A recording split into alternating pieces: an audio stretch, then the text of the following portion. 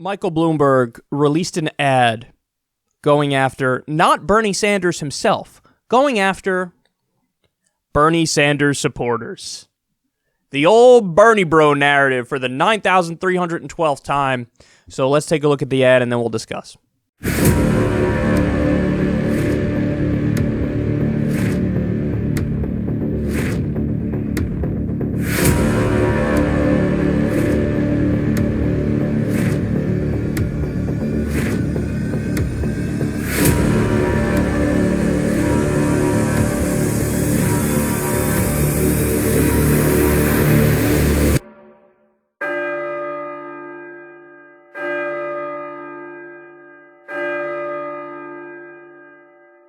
It is vitally important for those of us who hold different views to be able to engage in a civil discourse.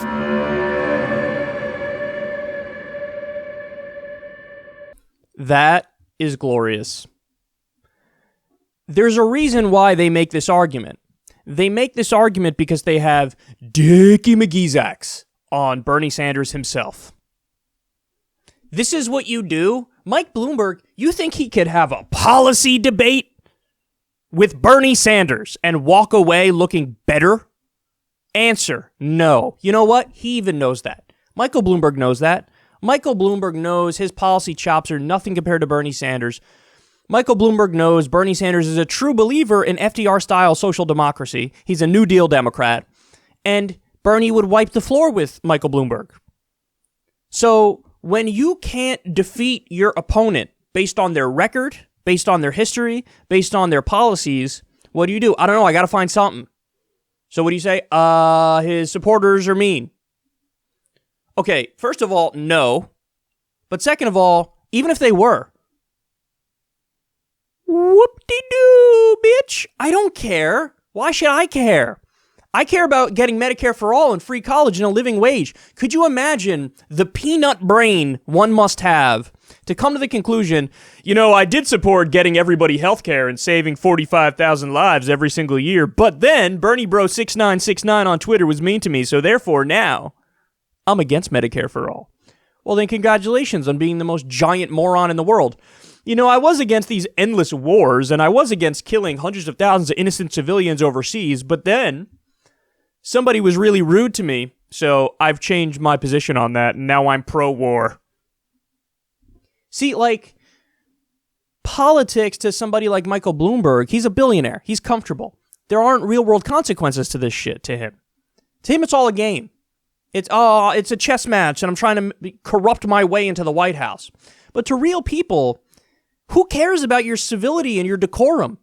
Forget your civility and your decorum. You know who I want civility and decorum for? The hundreds of thousands of innocent civilians that we killed overseas. The 45,000 people who die every year because they don't have access to basic health care. The 500,000 people who go bankrupt every year because of medical bills. The half of American workers who make less than $30,000 a year. Civility and decorum is just a veneer of respectability over the corrupt, rotten system that screws over all those people I just referenced. So I care about those people. And if somebody's got to scream and drop some curse words and be angry to get change for those people, by all means, go right ahead. But this isn't how he thinks about politics. These guys have not experienced anything remotely resembling oppression in their lives, so they think this is oppression. They think that when people on Twitter dunk on their stupid takes, they think, oh my God, this is the biggest story in the world. People are being so rude and mean to me online, and they're not allowing me to say stupid things without any consequences. That's right. That's right. Welcome to 2020, bitch. We're not done either. We're just getting started.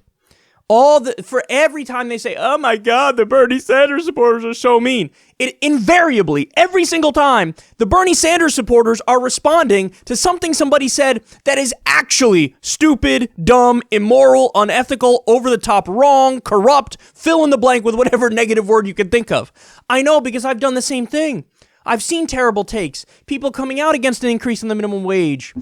People backtracking on Medicare for all and saying it's not popular when it is popular. these various plots that are hatched in smoke-filled back rooms to try to take down Bernie Sanders, not in an upfront way, not in an honest policy debate, but in a way to smear him. Yes, people are going to get mad about that. Yes, they're going to fire back. And you can go to www.takeitbitch.com.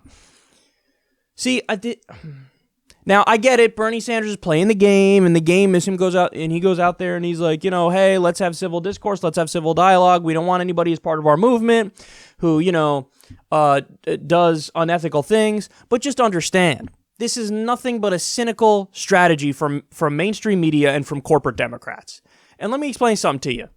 We all have experienced stuff like that online. All of us. Are you kidding me?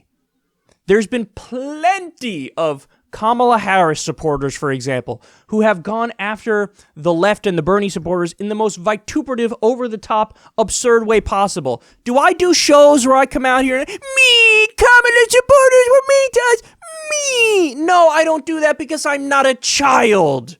I'm not a child, unlike you. We could run ads. Here's a tweet from a Kamala supporter. Here's a tweet from a Warren supporter. We could do that. We don't do that. You want to know why? Because we're adults. We're talking about serious issues. How about you?